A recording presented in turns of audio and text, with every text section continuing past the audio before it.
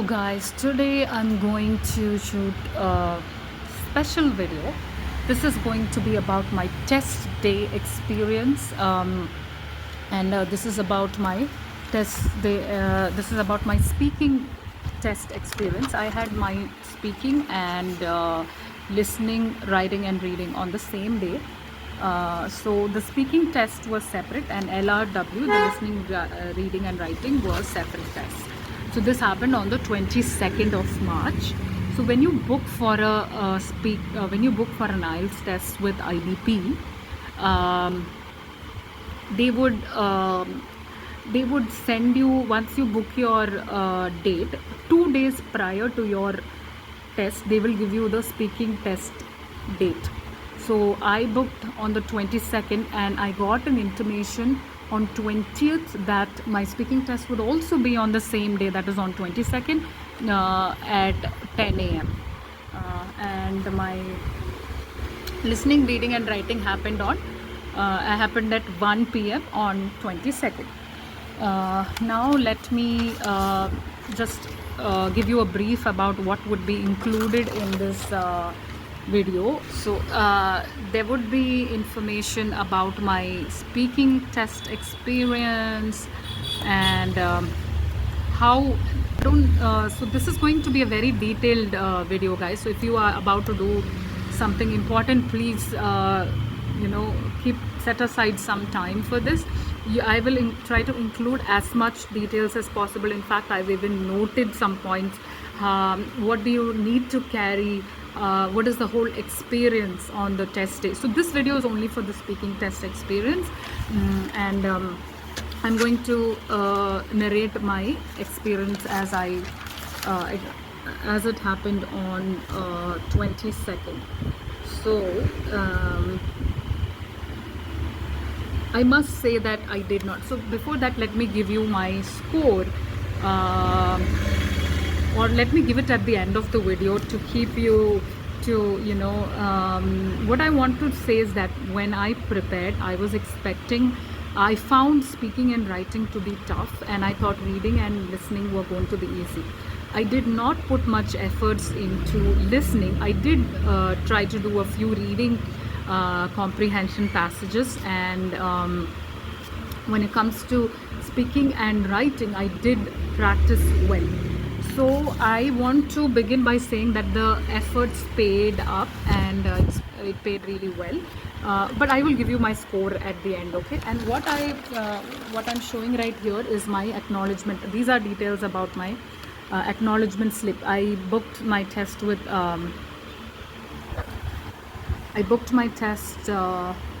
IDP India, and I'm based in Bangalore. So this my test was at St. Mark's Road, IDP, and so I got this notification by the end of February that the fees is going to increase to 18,000. So which is why I quickly booked a seat for 22nd of March, a slot for 22nd of March, and then my test fee was 17,150 rupees. 150 was the GST, the service charge, sorry, not the GST. It was a service charge, and 17,000 was the test fee. Okay. So those are, so if you guys need a video on how to book for the IDP IELTS exam, please let me know. But this video is mainly going to be based on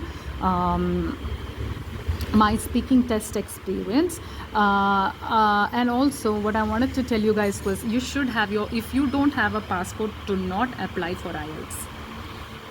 Please keep your passport ready to apply for your IELTS exam, and that's something which I wanted to tell you. And let me begin the details of the test. I've written down all the points, guys, because I want to make it as detailed and include as many details as possible. And one more thing I want to tell you guys is that the IELTS test offered by IDP, it's actually a good experience. Keep visiting their website, okay? So my test began at 10:40 a.m. It was at St. Mark's Road, IDP, which is very close to MG Road in Bangalore. And let me tell you my attire. So that's something that I want to talk about now.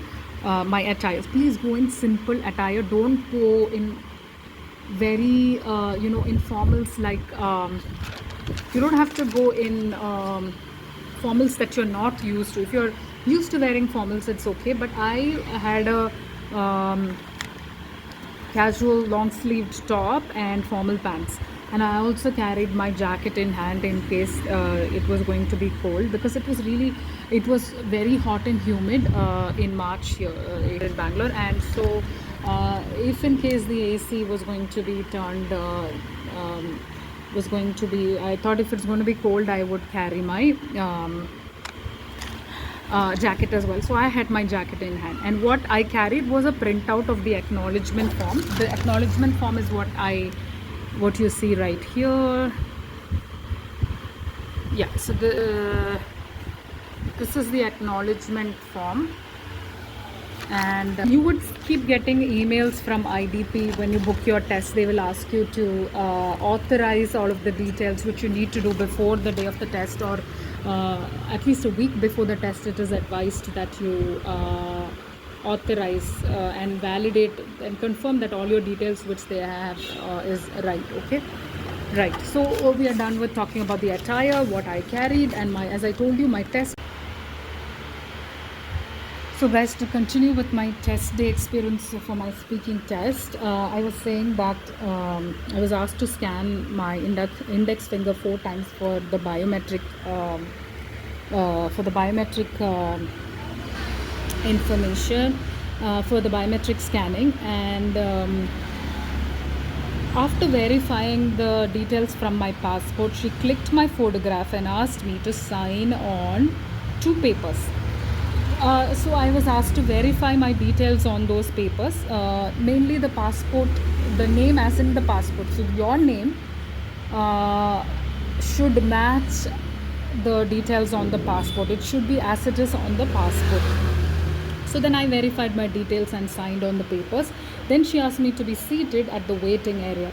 Another lady staff called me for frisking. Yes guys, there is frisking for your IELTS test. You would be asked to there would be a security check. A lady staff had accompanied me, and she carried out a frisking. I had carried my jacket inside. I did not leave my jacket at the locker, so where I kept my bag and other belongings. So then I had carried my jacket inside, and the security lady who was frisking had asked me to recheck the jacket pockets after frisking. I was again called to the verification desk one more time for one more round of biometric registration, and was informed that my speaking test would be a video call.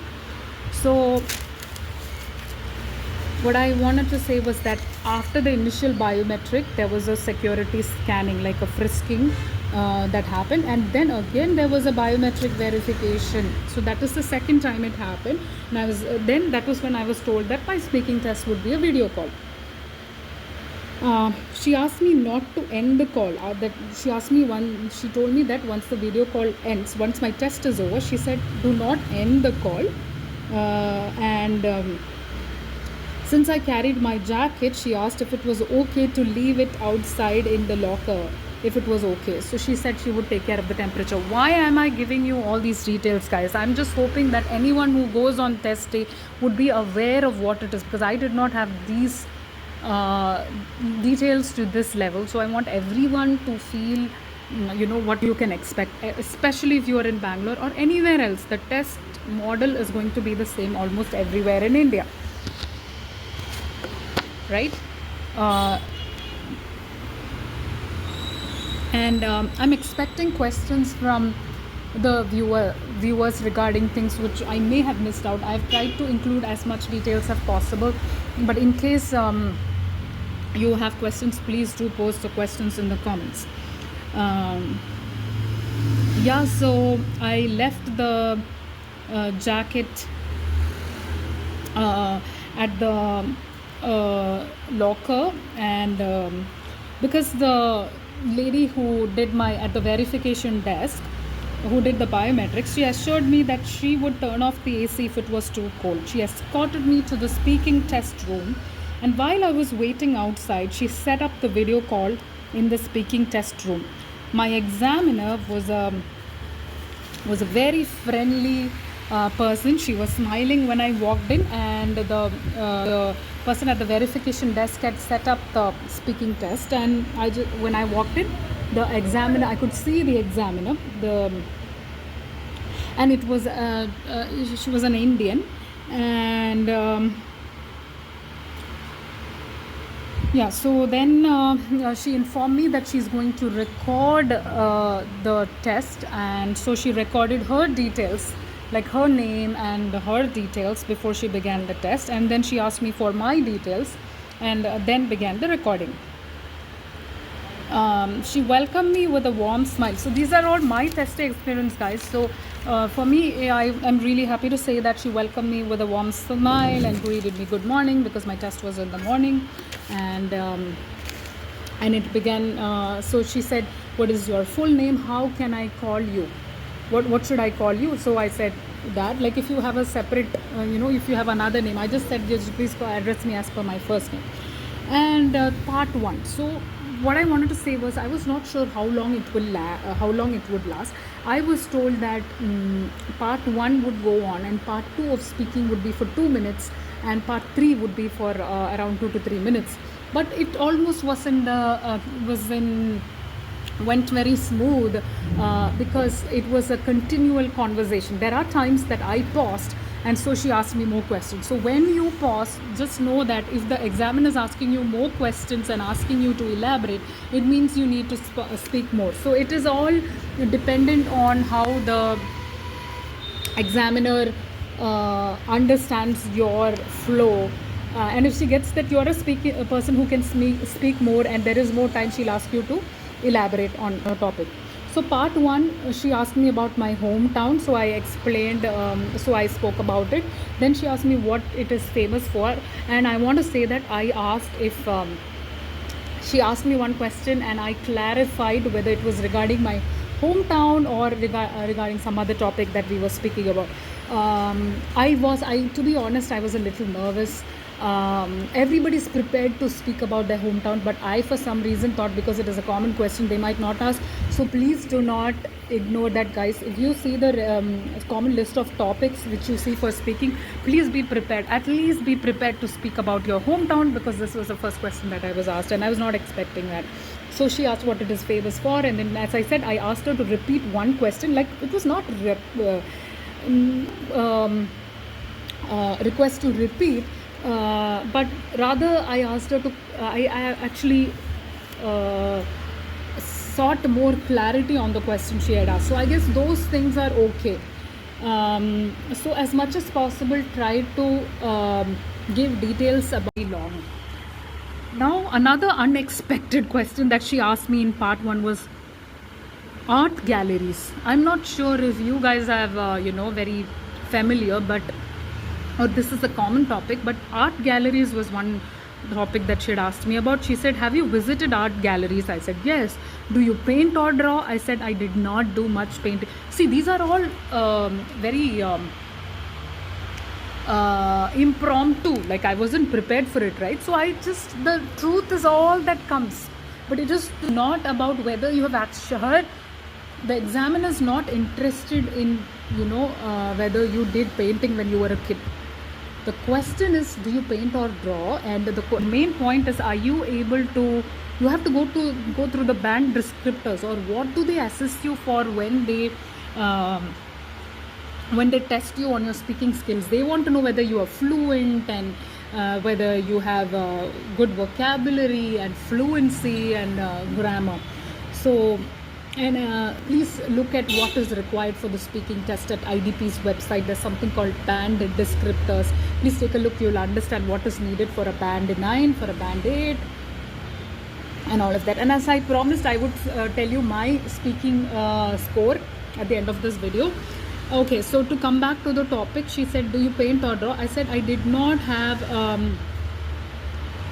I did not do a lot of painting, but I do enjoy such painting classes. I do enjoy painting once in a while, and because it brings to life many emotions, and when I look at a painting, I can see the perspective of the painter. It brings out some perspective, like a sad emotion which you see. It also brings out the painter's perspective. So I sort of deviated from the topic. The topic was only do you paint or draw, but I spoke about till she asked me to stop.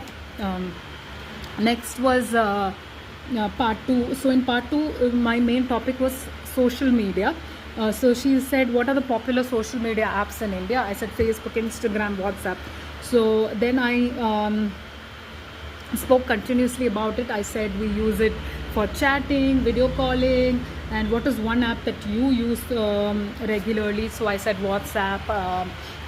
And then I said now everyone uses social media. Even a vendor, they could be on the street, they use social media as well. And I said they could be connected to their family in another part of the world or another part of India, who would be living in a remote village via WhatsApp. That's why I said so the question is, when they ask you a question, you should be able to talk about the topic.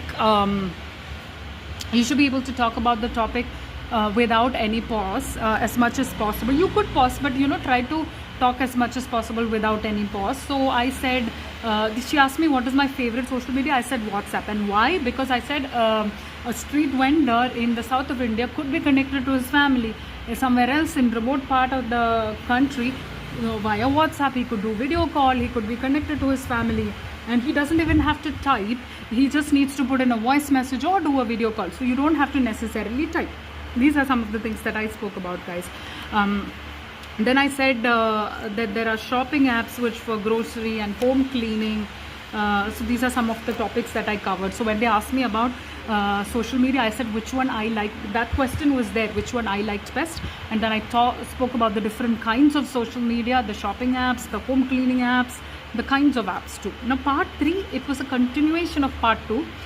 It is again related to social media. Do you think digital or print media would be around in the future? I said no, print media would not be there in the future. I said print media would be more in use. Digital media would be more in use. Then she asked me the question, why older people like print media? So I said they like the touch and feel of things. They like to have a cup of coffee and read the newspaper in the morning. So that is what they are used to. So they might not be